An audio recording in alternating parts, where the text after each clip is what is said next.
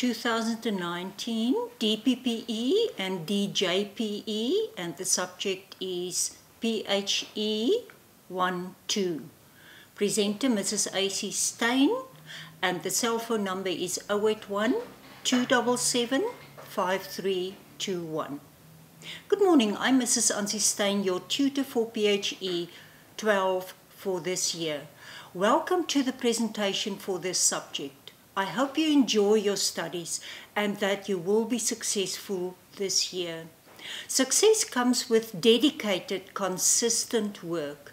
My contact details are 081 277 5321, that's the cell phone number, and ancistein@hotmail.com, the email address. You're welcome to contact me from Mondays till Saturdays from 8 a.m. till 8 p.m.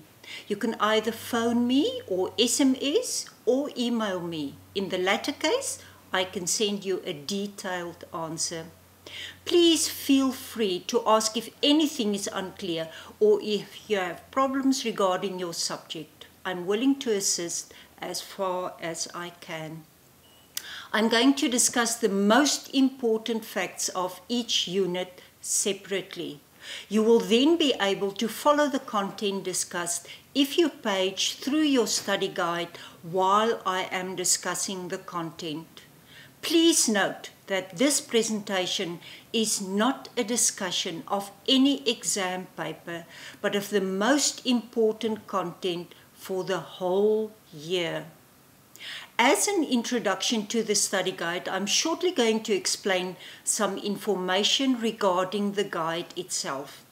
When you page to the front of the study guide, you will find a detailed table of contents.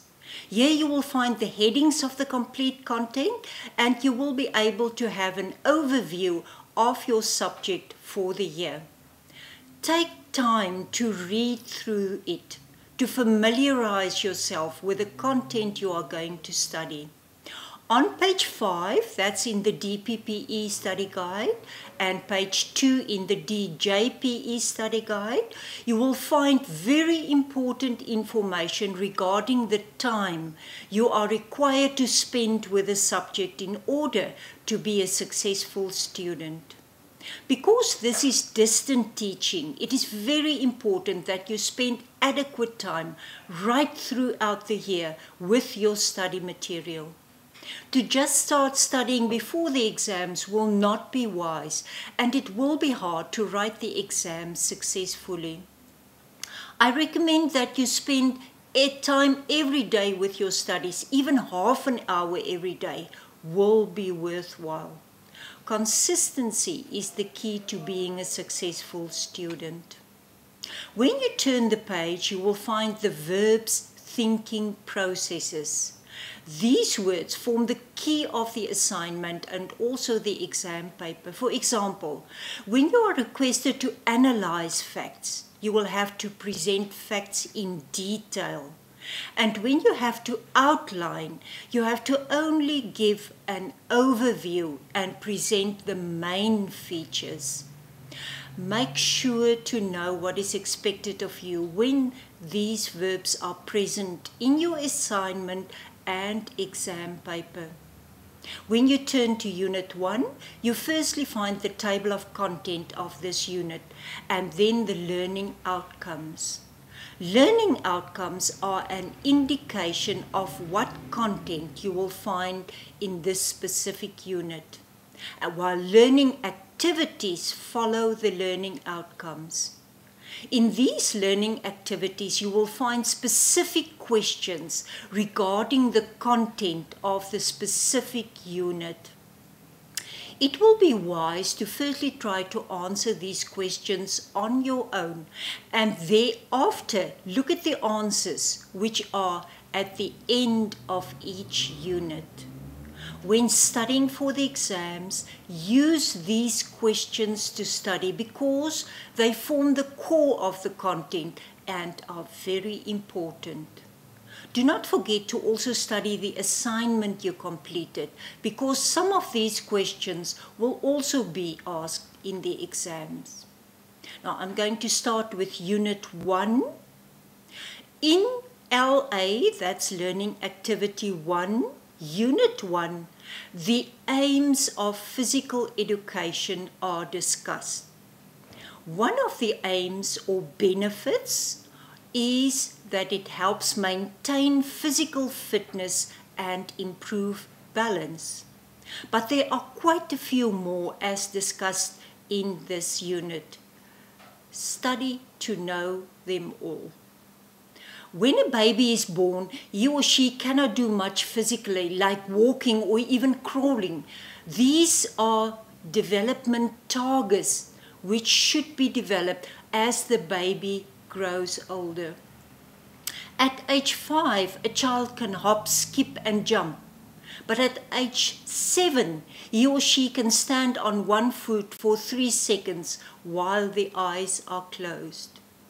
You as physical education teachers should know these milestones in order to know what you can expect from them during a PE class. Therefore, study 1.1.1 in the DPPE study guide and 1.1.3 in the DJPE study guide.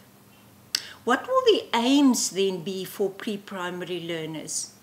When we turn to 1.3 in the DPPE study guide, 1.4 that's in the DJPE study guide, we see that enjoyment is an aim.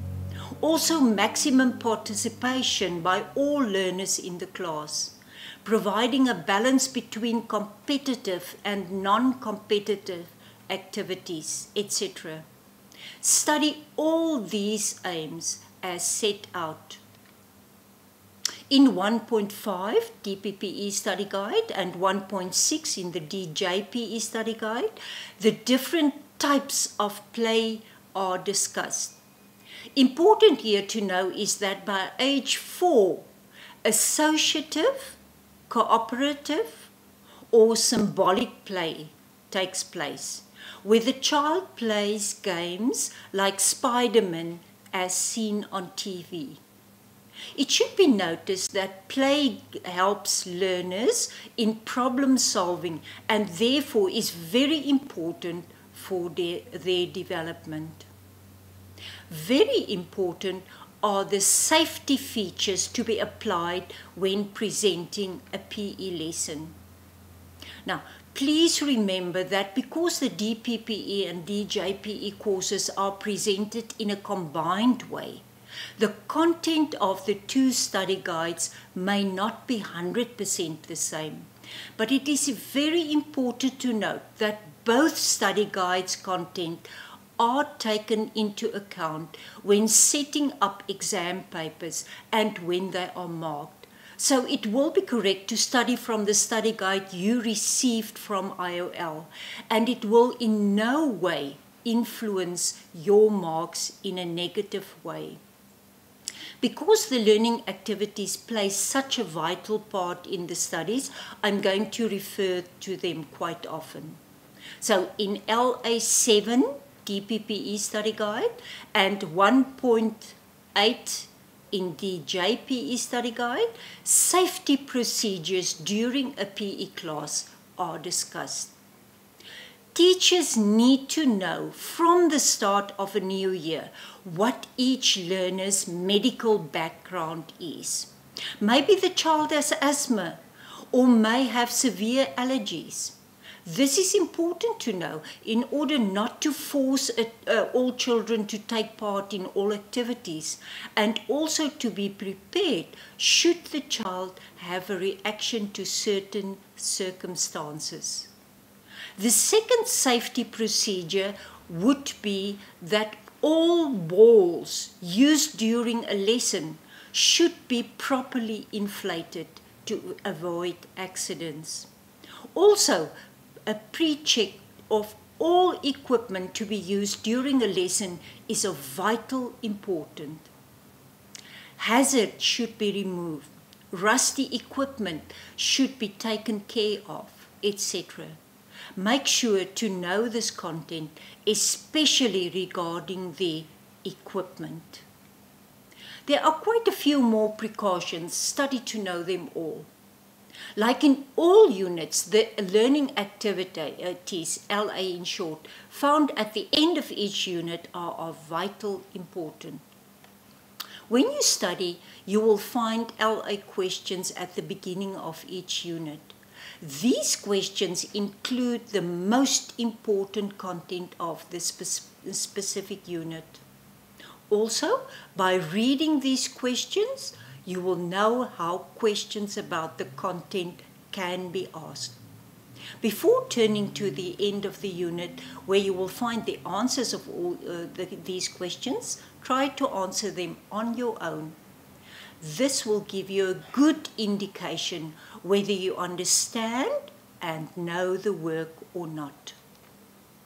Let us look at LA1 then. Here the benefits of PE are discussed in detail. Study them. Important. LA2 is about the importance of playful activities for the development of the learners. In other words, why playful activities are essential for their development. They learn self-control. They learn to explore, to take care of others, etc.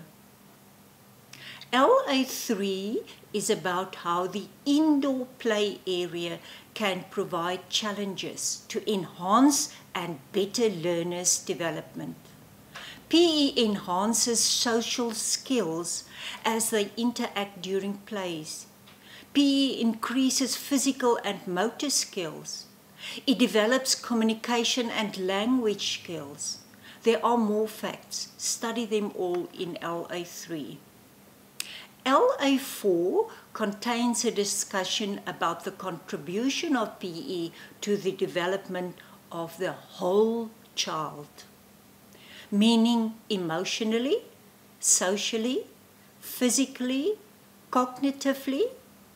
Study how the child is developed cognitively, specifically, in other words, how PE contributes to the academic performance of learners. Each subdivision is important, and you should be able not only to know them, but also to discuss them. This content is discussed in 1.1.2 in the DPPE study guide and in 1.1.4 in the DJPE study guide. LA5 is about ways how beanbags can be used to practice aim and throw and to make the games more interesting. This means that beanbags can be used in different ways by learners to aim at a target and then to throw the bag to the target. Why will that be important, do you think? It enhances eye-hand coordination for one reason. When the child looks using the eyes at the target, he or she tries then to hit the target using the hand to throw the bag. So the bag can be thrown in a box. It can be thrown to a box, which is put higher and higher. It can be thrown to plastic bottles, putting them further and further from the child as he or she becomes more skilled. There are other activities. Study them all in LA5. The last LA number 8 in the DJPE discusses PMR. Do you know what PMR stands for? Do you know what it entails? Important to take note that abdominal breathing takes place when you put your hand on your abdomen and the other hand on your chest. Turn to 1.8 in the DPPE study guide to find out all these facts regarding PMR and also abdominal breathing. All previous mentioned LAs should be studied and known well. So, let's turn to Unit 2 now. This unit is about the gross motor development of children. Gross motor development concerns the development of the big muscle groups, see 2.1, like the arms and leg muscles, whereas the fine muscles concern the small muscles of the body, like the eye and finger muscles, see 3.1. Read 2.1 with attention to better understand the gross muscle groups of the body. In 2.1.2, exercises that develop the larger muscles are discussed, like the games Simon Says and Hokey Pokey, to teach learners left and right body parts, where actions of the leader has to be copied by the learners. The balance beam is discussed here, etc. Make sure to know what they all entail and how they develop the larger muscles of the body. Very important for the development of the arm and leg muscles, that's the gross muscles of the body, is the jungle gym, which can be found on a playground. A jungle gym consists of different play equipment like a swing, a glide and ladders, all attached to form one unit. If you do not know how one looks like, make sure to find out and acquaint yourself with it. One way to find out is to Google jungle gym images, then you'll see. See 2.8.1 in the study guide also regarding this. Other play equipment on the playground which develops gross muscle groups are old tires, see 2.8.8 in the study guide. When a child rolls the tire, they develop their arm muscles, and when they jump over them, they develop their leg muscles and also their balancing skills. Read 2.8.8 in this regard. Let us now page to the LAs of Unit 2. In this unit, LA 1, 2, 3, 5 and 7 are very important. LA 1 is about definitions. Can you define large motor skills?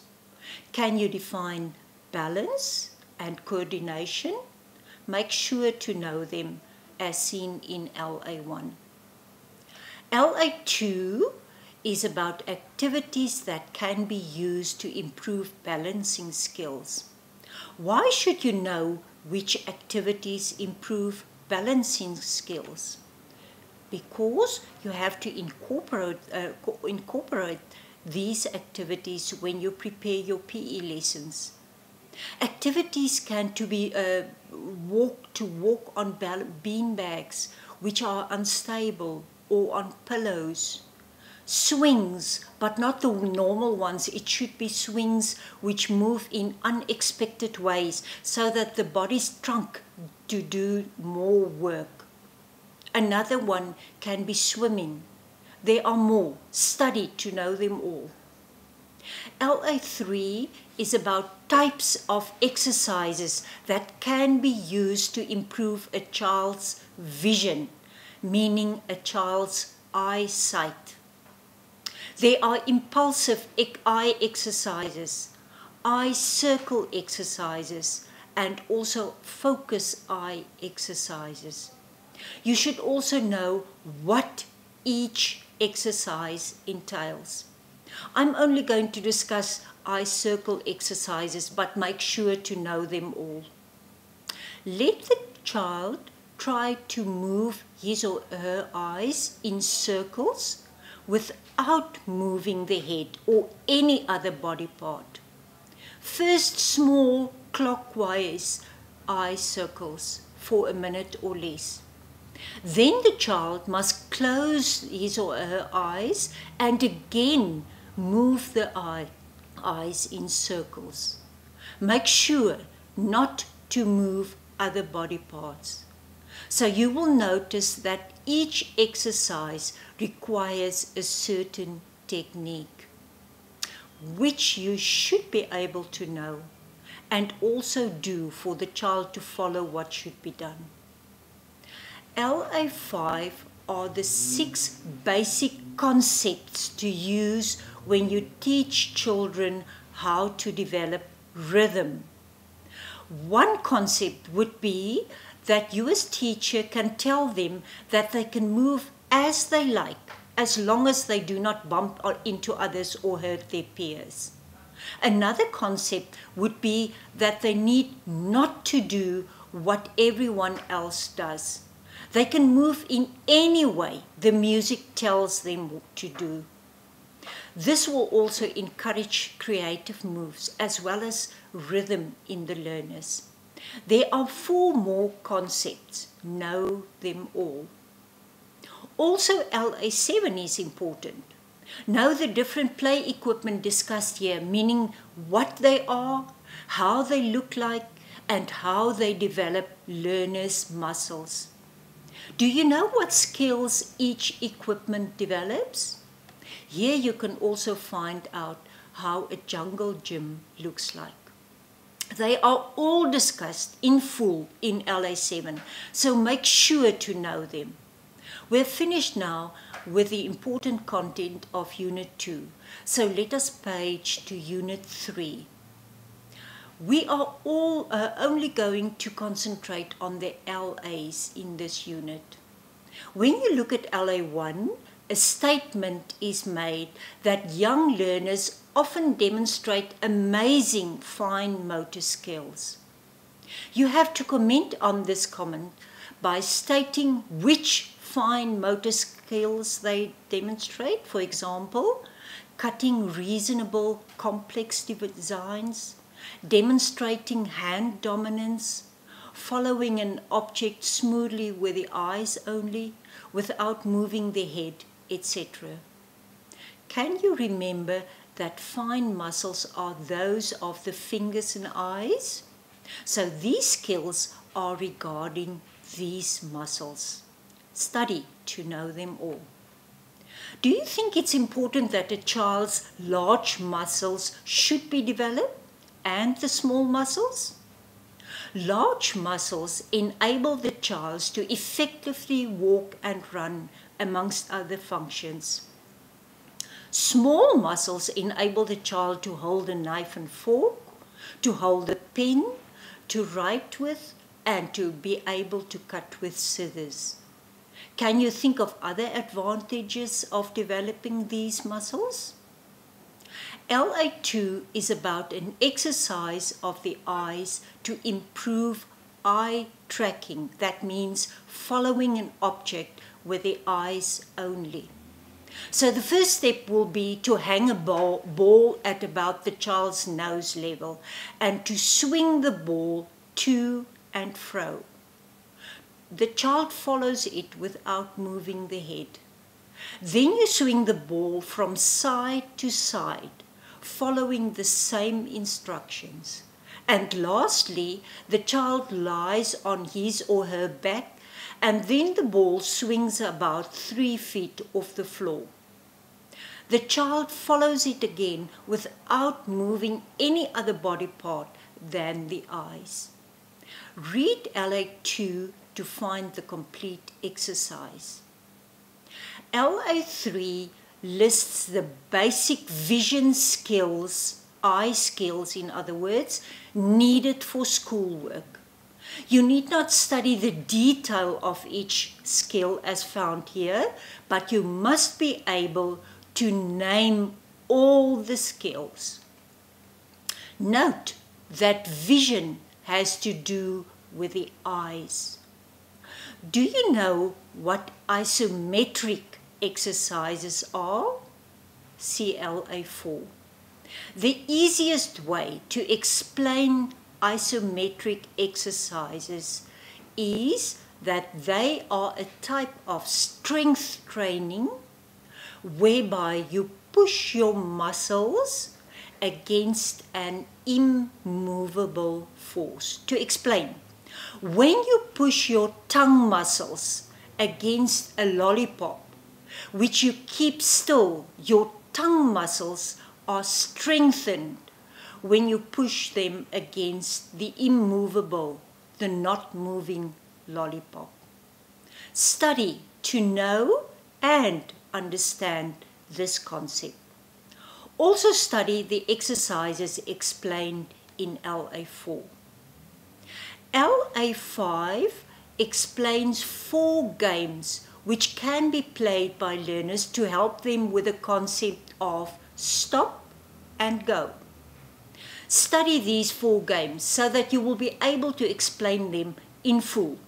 Now, a suggestion would be to play the games yourself so that you can picture them in your head, and in this way it will be easier to describe them. I stress this because it is of no use if you only play half the game correctly. The complete game will reinforce the stop and go concept, meaning the child should be able to stop when indicated and to start moving to go again at a certain command. The 4 levels of rhythmic activities as set out in LA6 are very important. A child develops in different levels regarding rhythm. At level 1, their attention span are very short and activities should not be more than 10 to 15 minutes. When they reach level 2, their attention spans are a little longer and they can give attention for 15 to 20 minutes. They can also use hula hoops during rhythmic activities. I only touched on a few facts. Study all 4 levels to know how the child develops. So let us page to Unit 4 now. Do you know the different body parts as described in Unit 4? Do you know the 3 main parts of the body? Do you know which organ in the body is the most important of the body? Do you know what the limbs of a human being entail? You will find all the answers in 4.1. I'm only going to explain the functioning of one of the systems. The brain is connected to the entire body through nerves, composing together the nerve system and making other organs act. For example, when you see an object coming fast towards you, the eyes send the image to the brain. After the information is processed, the brain sends commands through the nerves to our muscles, making our body dodge. To find out how different systems of the body works, turn to 4.2. Study also to know how the respiratory system works, as described in 4.2. In Unit 4, we will concentrate on LA3, 4, 5, and 6. Do you know what the term dominant hand means? It means that a person has a hand that is used most and with the best dexterity. That means skill. Why is it important for a child to have a dominant hand? A simple answer will be that such a hand is the hand that takes the lead, though it works the fastest and most secure, and also is more refined, CLA3. And how will you test which side is the child's dominant side? There are many ways. You can give the child a pen to write, and the child will take the pen with a hand most comfortable, in other words, dominant, and write with that hand. You can also let the child throw a ball or kick a ball, and the child will do these actions with their dominant hand or foot. Just remember, if asked to explain how you will test this, you have to write out how you will do this test. See LA4 for this. LA5 explains in full how you can teach children where their left and right hand sides are. Take note that this has nothing to do with dominancy. A child has to be taught where his left and right hand sides are. And LA5 explains this in full. Study to know these well. In LA6, 3 definitions are set out. Ambidextrous is the ability to use the left and right hand side of the body, our hand and foot, with equal skills, meaning such a child does not have a dominant hand or foot. Another one is lateral midline. This is the vertical or the upright line in the middle of the body. To define limbs, study LA6 also. We have completed the most important content of Unit 4, so let us turn to Unit 5 now, where PE opportunities for pre-primary learners are discussed. Stress is a major problem these days, also in younger learners. How will you know that the child in front of you is stressed? Mood swings, acting out, and bedwetting are some of the signs of stress. But what are the causes of stress? In 5.2, they are set out.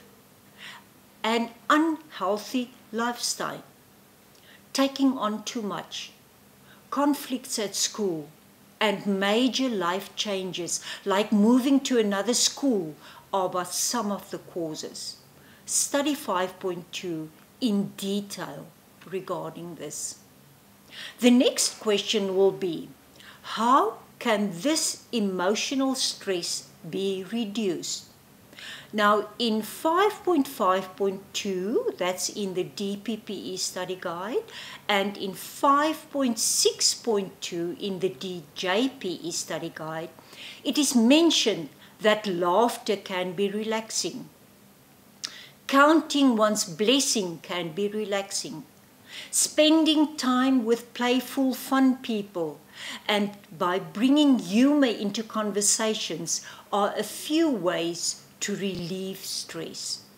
Study these facts to know ways to relieve stress in your as well as your learners' lives. Learning activities 1, 4, and 5 are important to study in this unit.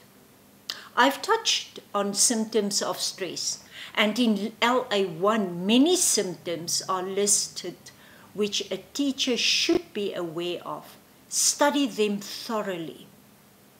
In contrast to a stressed body is a relaxed body. Can you think of symptoms of a relaxed body? A relaxed body lacks tension. Therefore, a relaxed body will have normal and not excessive breathing. The limbs will be relaxed. The voice will sound relaxed, not high-pitched, etc. In other words, just the opposite of a stressed body. Study LA4 to find out these symptoms. To discuss how exercise can reduce stress, turn to LA5. In short, exercise burns chemicals like cortisol that causes stress, and exercise releases endorphins, which are responsible for the feeling of well-being, feeling good. But it needs to be regular, the exercises, to benefit the body. Exercises can clear the mind, which is a positive effect on the mind. To be able to discuss this, study LA5 in detail. Let us page to the last unit of importance, namely Unit 6. In 6.1, 10 tips to stay fit and healthy are discussed. For example, eat lots of different food.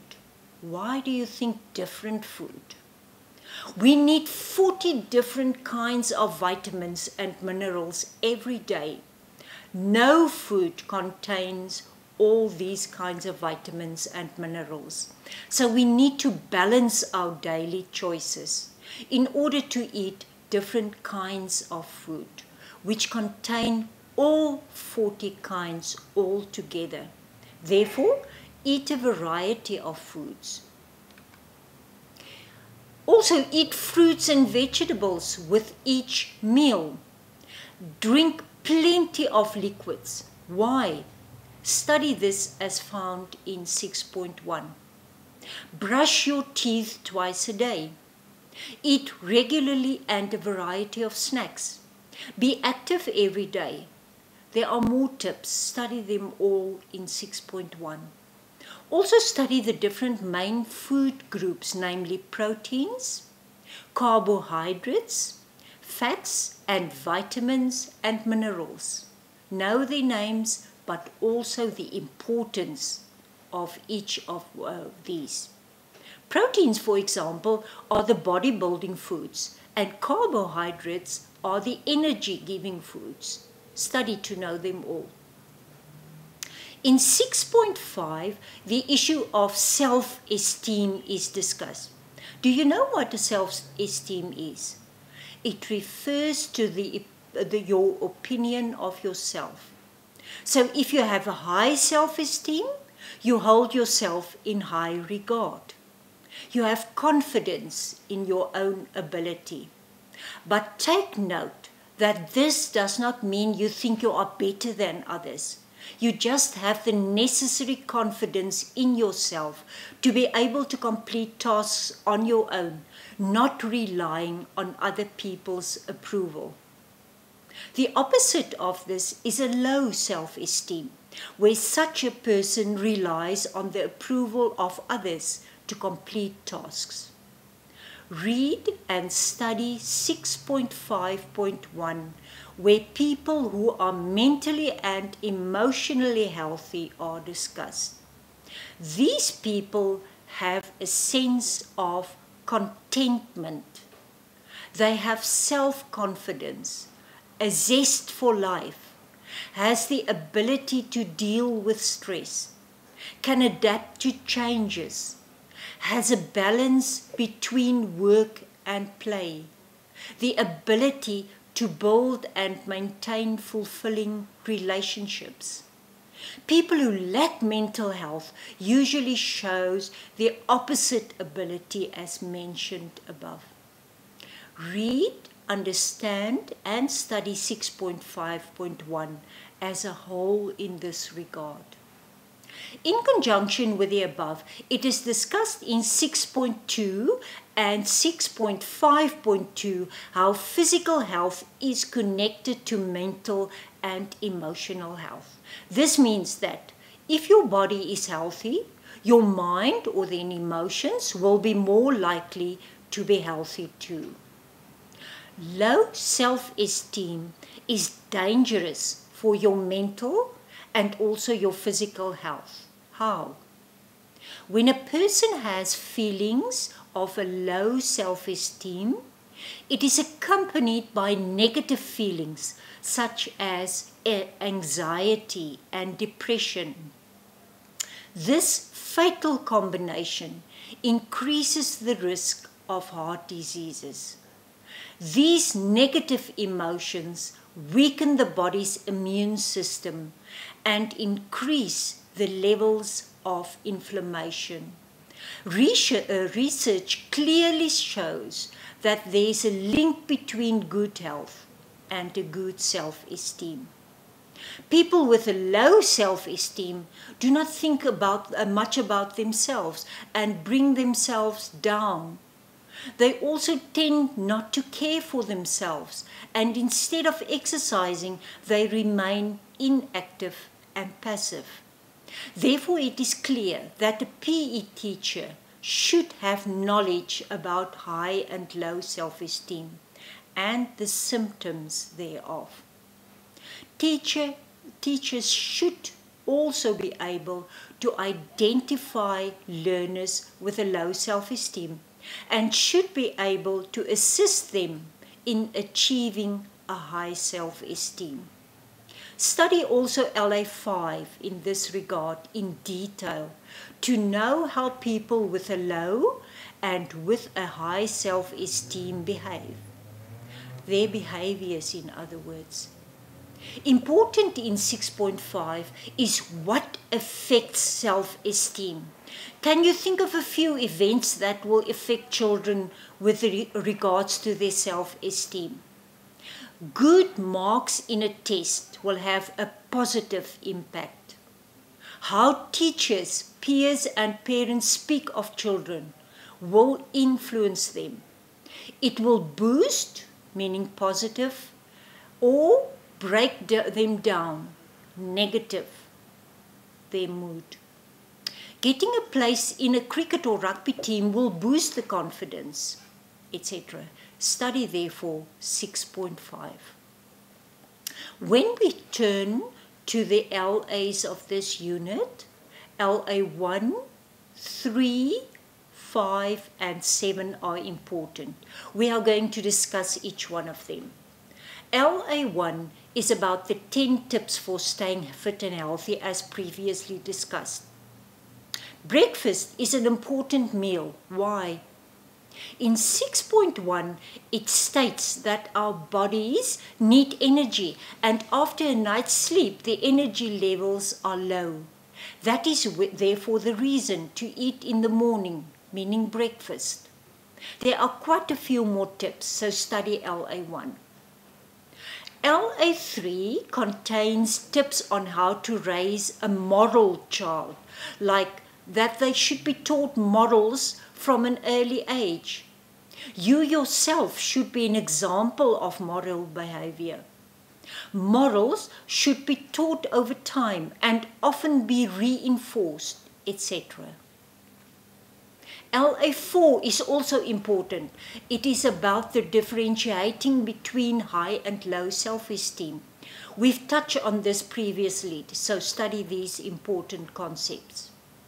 From this, you will notice that it's beneficial for learners to have a high self-esteem in order to complete school tasks on their own, but also in many aspects of everyday life. Let us now have a look at LA5.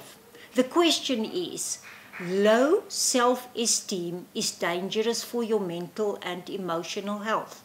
Discuss this statement. We have touched on this topic, but acquaint yourself with the complete content as discussed in LA5.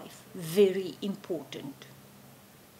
In conclusion to Unit 6, we're going to have a look at LA7 now, where 10 action items are listed for living a healthy lifestyle. This means the specific actions you can take in order to live a healthier life, like eat less processed food like pre-packed meals, reduce your sugar intake, reduce caffeine, coffee intake, reduce your alcohol intake, reduce the amount of meat you eat, laugh a lot, meditate, listen to music, learn to say no. In other words, do not take on too much. Avoid people who put stress on you. There are other suggested specific actions in LA7. It will be worthwhile to study LA7. So test yourself. Will you be able to describe high and low self-esteem? Will you be able to identify learners with a low self-esteem? Will you be able to assist them in achieving a high self-esteem? This unit is a very practical one because it describes actions and tips to better mental health and also to a healthier living. Now, this concludes my discussion regarding the most important facts in your study guide.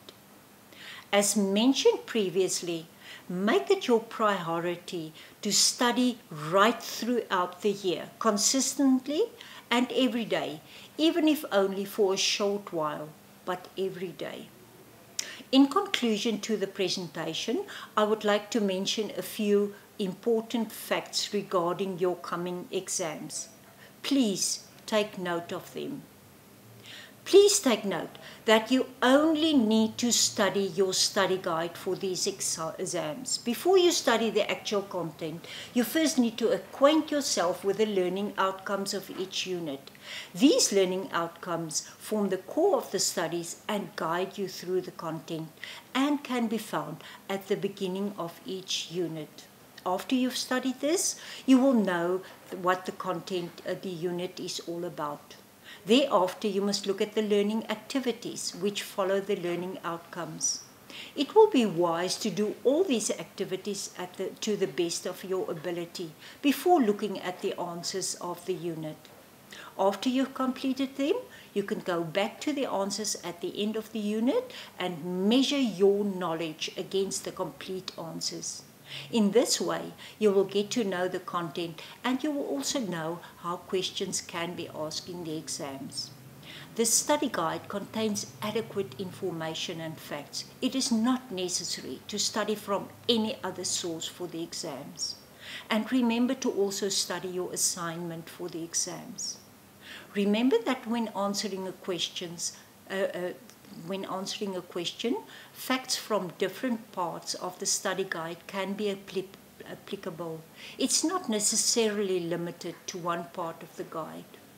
It is important to note that although physical and health education may seem as a non-exam subject for learners and a period where learners are encouraged to explore in a less formal environment, you as teachers should exactly know how to keep them busy and how and why certain activities should be presented.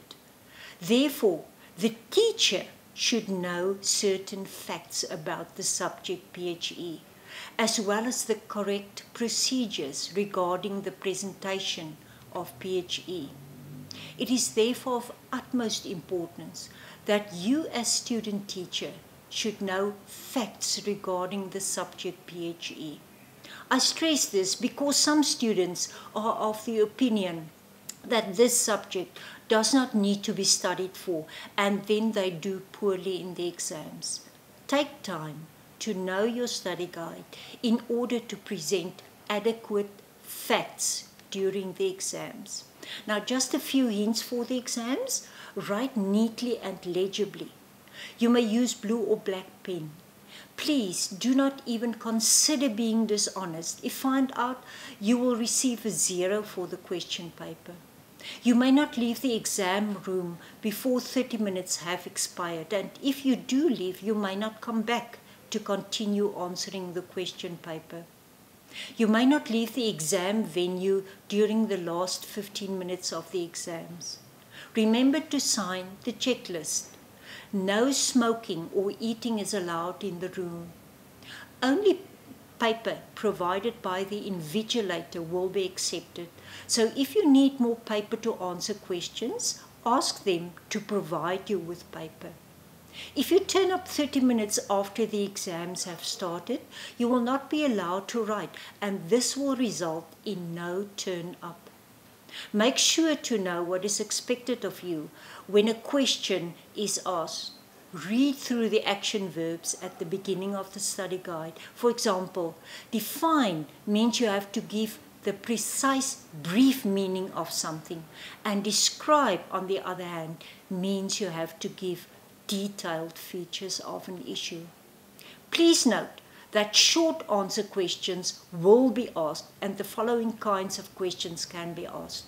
To fill in words, for example, what is used during relay races?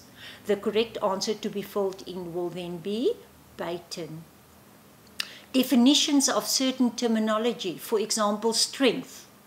Strength is the ability of the body to exert a maximum force against a force external to the body. Also, short descriptions of functions of a body part, for example, or of certain types of exercises. Another type of short question can be that two columns can be given, column A and column B. In column A, certain facts are written down, like international health problems, speed, chocolates and sweets. And in column B, the possible answers are: A is not a healthy option to eat, B is HIV, and C is the ability to move from one place to another in the shortest time possible. So you have to combine the facts of column A with one of the facts in column B. Do you know the answers? The correct answers are 1B, 2C, and 3A. But you only fill in the correct letters. Do not write out the words.